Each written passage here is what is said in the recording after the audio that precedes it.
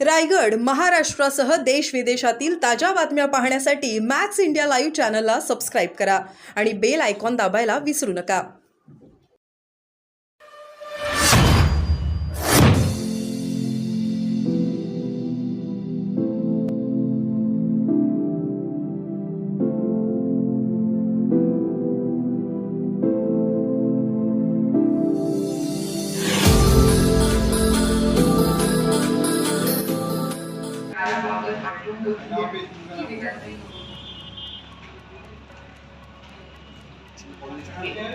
आपण वंचितचे नेते आहात.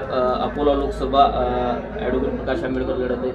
वाशिमच्या रिसोड आणि मालेगाव मतदारसंघ अकोल्यामध्ये येतो. कशा पद्धतीचा रिस्पॉन्स आणि काय परिस्थिती? आपल्याला माहीतच आहे, अकोला लोकसभा मतदारसंघामध्ये वाशिम जिल्ह्यातील 2 तालुके येतात, ते म्हणजे रिसोड आणि मालेगाव. मागच्या 15 दिवसापासून वंचित बहुजन आघाडीचे कार्यकर्ते हे रात्रंदिवस वाशिम जिल्ह्यातील हे रिसोड आणि मालेगावमध्ये कार्य करत आहे. आणि नक्कीच यावर्षी आम्ही जे बहुजन समाज आहे, मुस्लिम समाज आहे, जो इतर पक्षाशी जोडलेला होता, त्या पक्षाला आम्ही वंचित बहुजन आघाडीसोबत जोडण्यात यावेळेस नक्कीच आम्ही 100% 100% सक्सेसफुल राहिलेलो आहोत.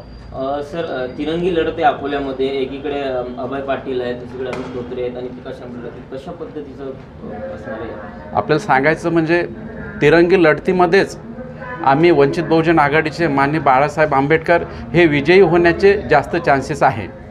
दुहेरी लढतीमध्ये मताचं ध्रुवीकरण होते, परंतु तिरंगी लढतीमध्ये आमची जी वंचित बहुजन आघाडीचे नेते आहे हे 100% यावेळेस निवडून येतील अशी आम्हाला खात्री आहे. किती मताधिक्याने तुमचे उमेदवार निवडून येतील असा विश्वास? आमचा असा अंदाज आहे की अकोला लोकसभा मतदारसंघाची जी विजयी सीट आहे ही 4.25 लाखाच्या जवळपास राहील आणि नक्कीच बाळासाहेब आंबेडकरांना हे 5.25 ते 5 लाखाच्या दरम्यान मतदान मिळतील अशी आम्हाला आशा आहे. धन्यवाद.